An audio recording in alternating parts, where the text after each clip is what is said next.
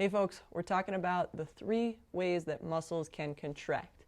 So the first way is what we call a concentric contraction. So if you think about doing a bicep curl, right, a concentric contraction is when there's tension as the muscle shortens. So if we think of my bicep like this, when I pull my hand towards my shoulder, the muscle fibers shorten. They overlap over one another and they shorten up, right? So that's as there's resistance and we pull against it, the muscle is getting shorter.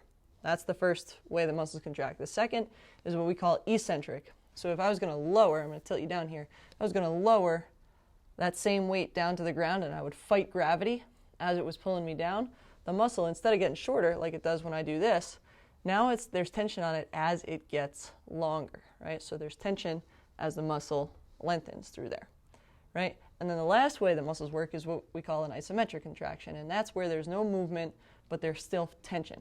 Right, so if I pushed against my hand here, right, and if I took my hand away, I would come up like this in a concentric contraction. But if I push against my hand or I pull into my hand here, there's tension in the muscle, but there's no movement in the joint, right? So that's the 3 main ways that muscles work.